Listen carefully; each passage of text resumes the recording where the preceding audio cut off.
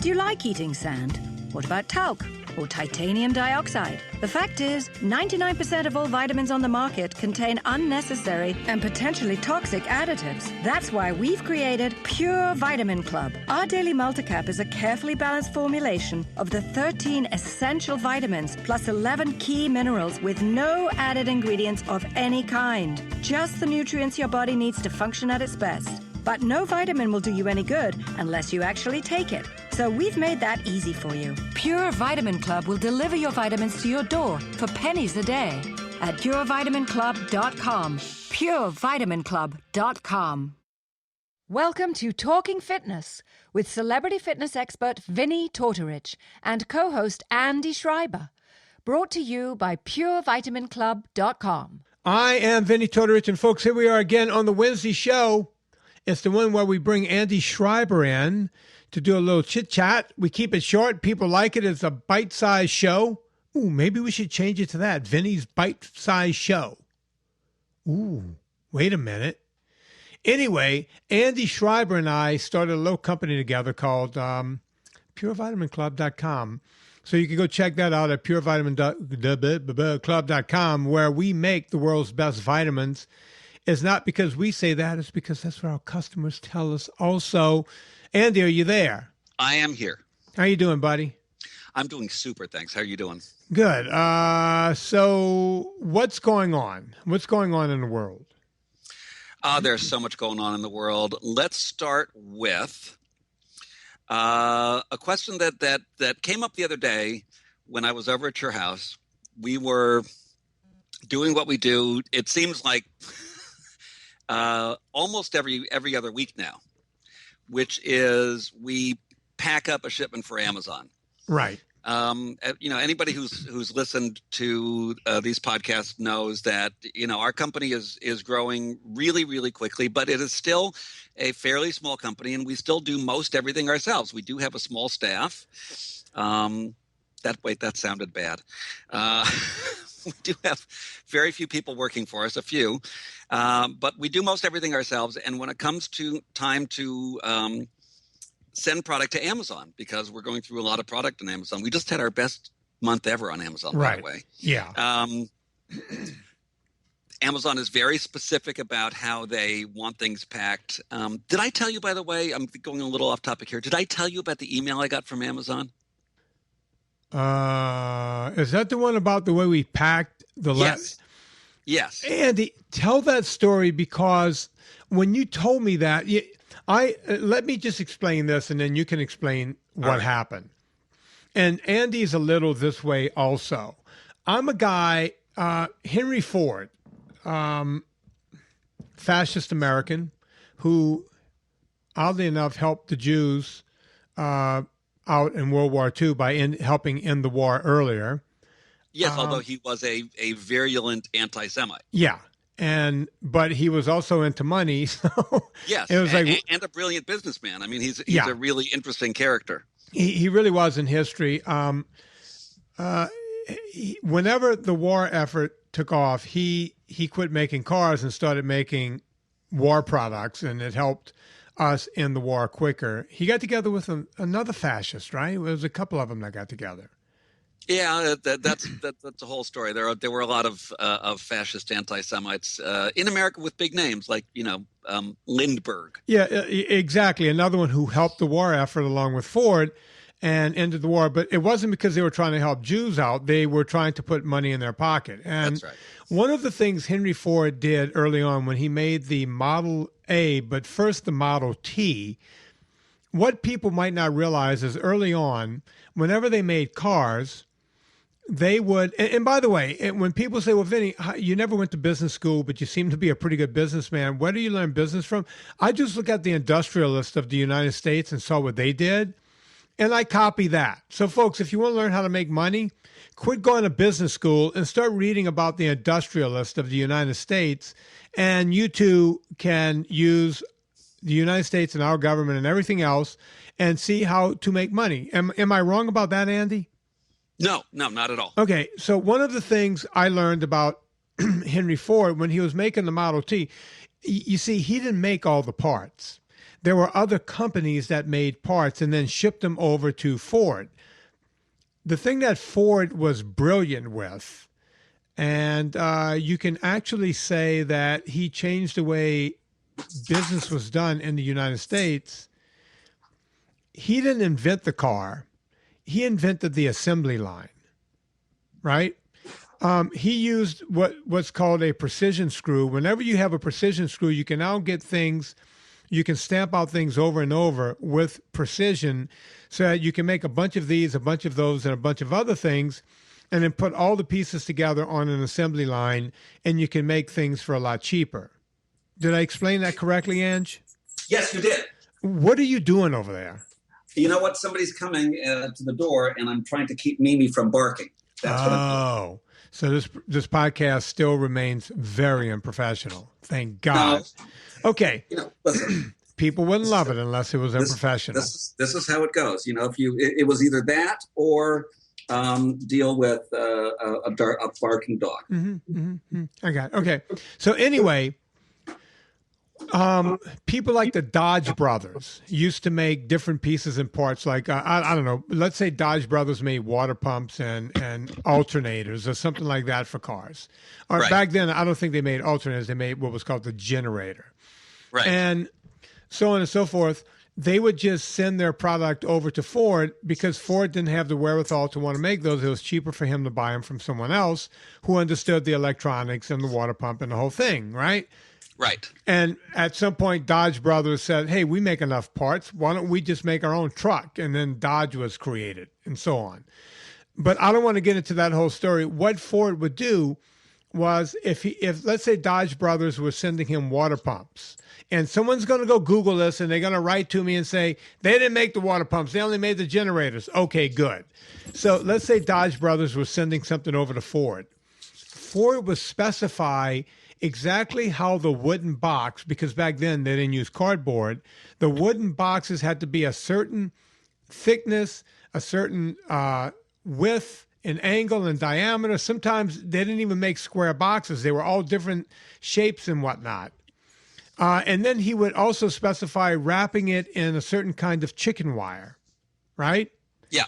And the reason he did this was when the boxes would show up, you got to figure one generator equaled one car, right?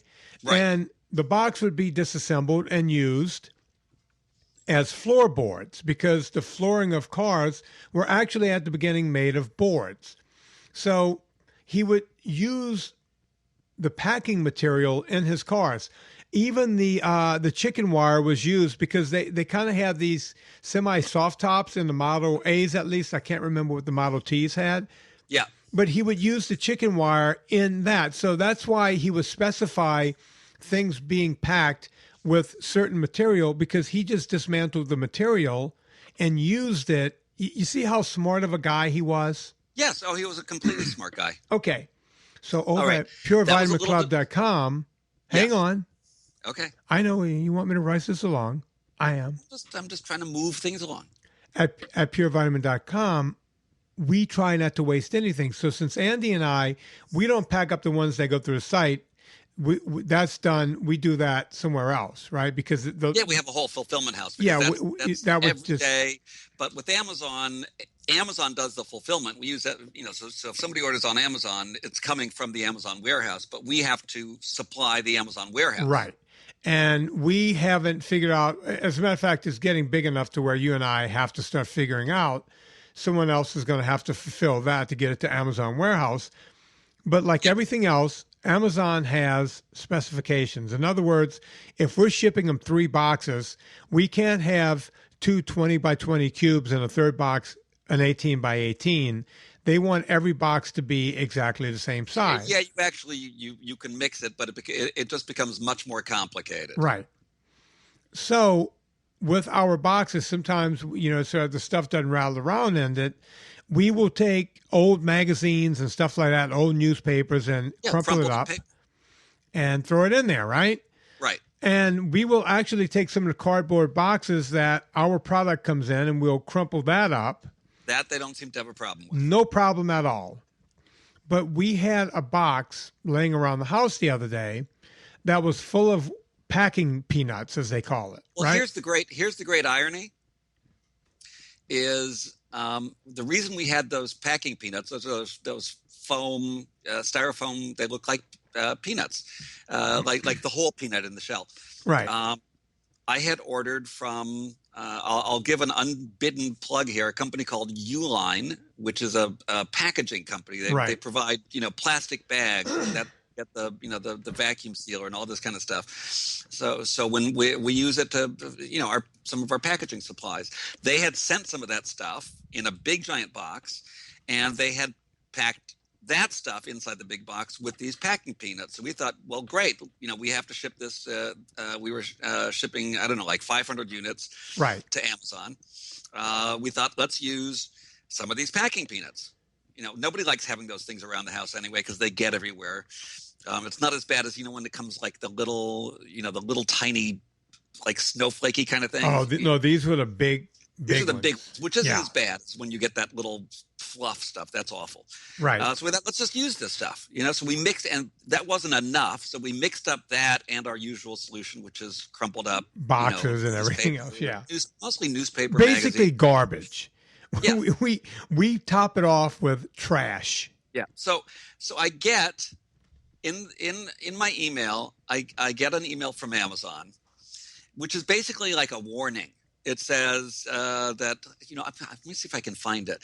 It essentially warned me that I did something that violated their rules. It's called dunning. Do you know that word? A dunning? Dunning. Dunning. No. That is the word for packing material like that. Okay. Okay. Yeah. Here it is. Inbound performance alert. I'm going to read you this email because it's so fun. I found this so ridiculous. Greetings from Amazon Services. We are writing to inform you that we have temporarily blocked your ability to create or modify shipments to Amazon fulfillment centers due to problems that we found with your shipment during the inbound process. The problem was unapproved dunnage packing materials was discovered in our shipment, and then they give us the number of the shipment, and then you can find detailed information about the problem, and they give me a link to our seller account where I can look at the problem, which is where they explain that we use the peanuts instead of other things. To reinstate your shipment creation and modification abilities, you will need to review the information in the link above and acknowledge the problem. Unbelievable. Okay. So what I had to do is I had to go to that link, and there was a little button that said, I acknowledge that that I've done this and that I shouldn't have. So we basically had a business timeout. We had a timeout. We were put in the corner because we used packing material as packing material. Unbelievable. So all right. So let me make sure I have this straight. We can use rubbish to. We can use. It was very specific. I'm not going to go find it now because it'll take time to get to that page on the Amazon backend.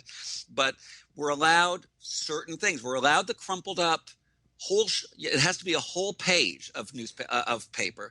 You can't use shredded paper. Like if I were to take those same pages from newspapers and magazines, put it through the shredder that I have here in the office, right, and use that shredded paper, no good. No good.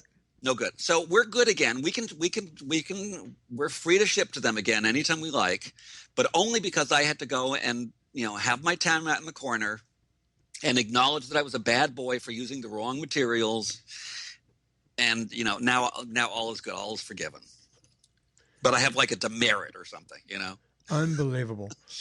Yeah. So anyway, I don't know how we got off on all of that, but no. But let's talk about something usable before we go here. Yeah, what I wanted to talk about, because it's a question that I still have, and you've explained it to me, and I think I get it, but I see you using and talking about MCT oil, right, and using it for cooking, right. And, as I was first, sort of getting into the NSNG way of living right. and eating, when it came time to cook something that needed to be cooked in, a grease, a fat of some sort, I thought, basically butter and olive oil. Those were the two, which is my fine. two go-tos, right? Right. I was over at your house the other day on Saturday when we were packing up our 500 units of the daily multicap for Amazon, because we're going through it so fast, because it's so good and people want it so much. Yeah. And I got there kind of on the late side because I had stuff to do in the morning, so I didn't get there till about noon. And you hadn't eaten yet. Right. I got up. I was working from early that morning, and I kept going, I need to eat. But folks, you want to know what a fast, when you go, well, when do you fast? I didn't plan on waking up and not eating. I had so much going on that morning that I ended up not eating until around 11:30.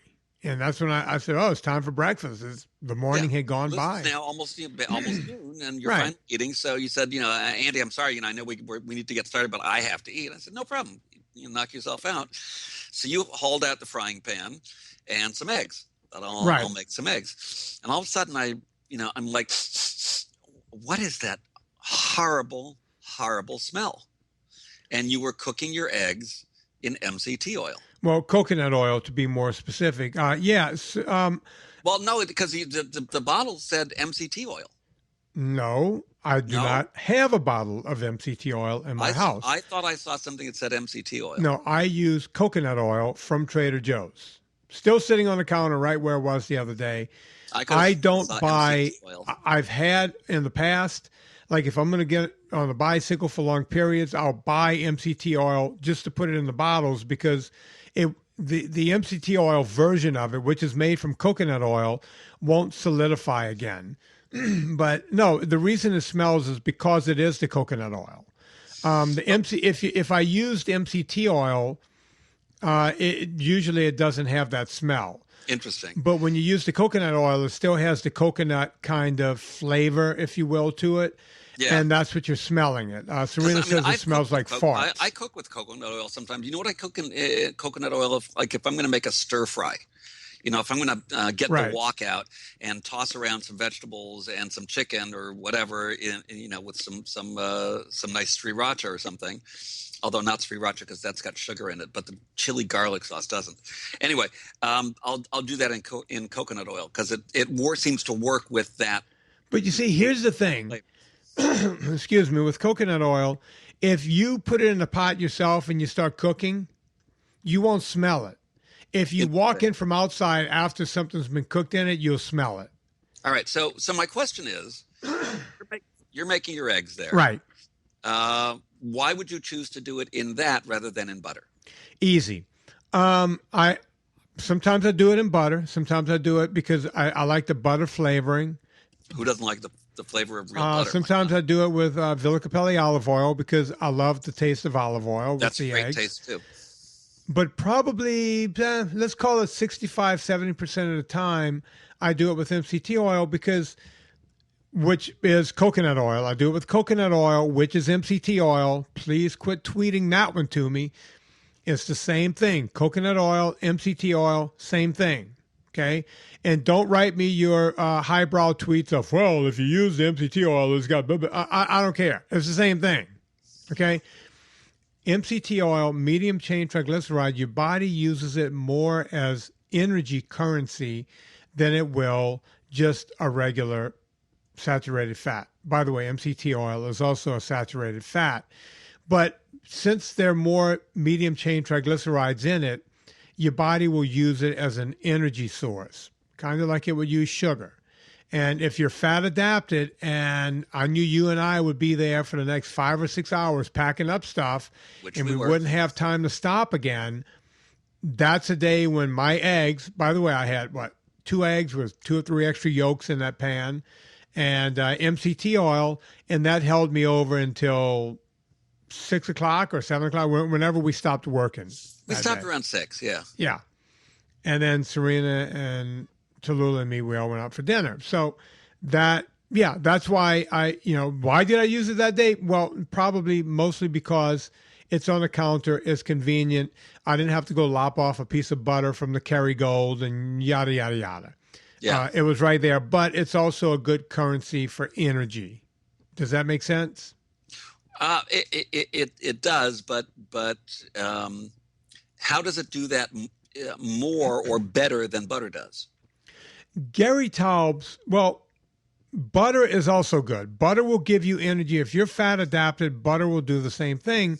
Yet butter doesn't have as much medium chain triglyceride in it, hardly any. Gary Taubes mentioned that in his book. Even though if the butter is floating around, if that fat is floating around in your bloodstream, you will use it for energy. I just feel a little more of a kick. And by the way, I'll eat a teaspoon of MCT oil in the middle of the day if I know I'm in between meals, I'm getting ready to go out and do an 8 or 10 mile run in the heat.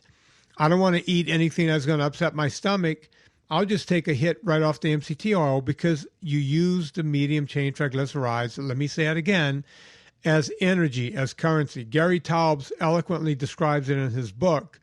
It's tougher for your body to want to release a long-chain triglyceride from your adipose tissue. Your body would prefer to use the MCT oil as energy, and that's why I do it. So bottom line is that the MCT oil or coconut oil is more medium-chain triglycerides, and butter is more long-chain triglycerides. Right. MCT stands for M, medium. Right. Medium chain triglycerides. Right. Right. And butter doesn't have the amount. But by the way, butter gives me energy too. It's just a cleaner burning fuel. Think of it that way. It's a cleaner burning fuel. And as you know, if fat was called energy, nobody would have a problem with it. Right. So it's like going to your local Shell station and picking the premium versus the lower grade. Yes, but no, but yes. You know what I'm saying? Yeah, absolutely. It's a cleaner burning fuel. As we used to say back in the old days, Vinnie, you're buying ethyl. Yeah. You remember that? Ethyl. Yeah. Ethyl. Yeah. Yeah. Fill it up with ethyl. Yep. Wow. Yeah. Well, that brings me back now, Andy. Again, after I close out the show, there's going to be some silence for a second because, as always, I like to play a little music on the way out. But, folks, PureVitaminClub.com sponsors this podcast. It's a company that Andy and I own together. Go there, check out the products. We will have some swag because people are interested in that. So we're trying to put together a swag page because people keep saying, I want to rock the T-shirt. I want to rock the hat. So we're going to figure that out. Give us a little time. That's happening. It's in the works, right, Andy? That is in the works. The hat, the mug, the T-shirt, probably 4 or 5 items. Yeah, we're not going to bombard you guys, but people ask us, hey, I'm running a marathon next week. I couldn't have done it without your products. I want to rock it. Can you make me one? Yada, yada. We're going to make the swag for you. We're going to put it up there. It'll be there. If you like this podcast, we use a lot of bandwidth because this show is huge. I'm huge, Jerry. Anyway, if you like this show, go to VinnieToteries.com and click through the Amazon banner. It doesn't cost you anything. It puts a little coal on the fire. It gets our train down the track. Don't forget, folks, while you're thinking about it, on the 27th of October, I will be at the Irvine Improv down in Irvine, California, behind the orange curtain. Andy Schreiber, are you going to be there, Ange? You're not sure yet? Are you going to show up? You didn't ask me. Of course. Would you like to come? I wouldn't miss it. Andy Schreiber will be down at the Irvine. And Andy, you know what? We're going to start bringing swag to those shows. You want to handle the swag? What am I going to sit there with one of those like little those credit card things that they used to do where you no cash and carry. We will bring swag to the shows. People, I signed books at the last show. I will have some books this time. So if you don't have a book, you can buy the book, and we'll have hats and whatever Andy doesn't mind sitting there and selling. We will have to sell. We'll have Chip 3.0 do that. Yeah, we got a new Chip coming. We'll talk about Chip on the next show.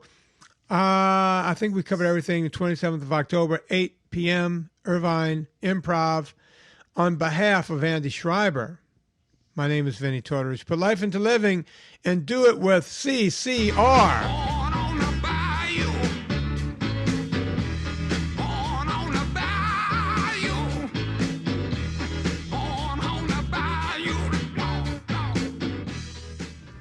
Pure Vitamin Club.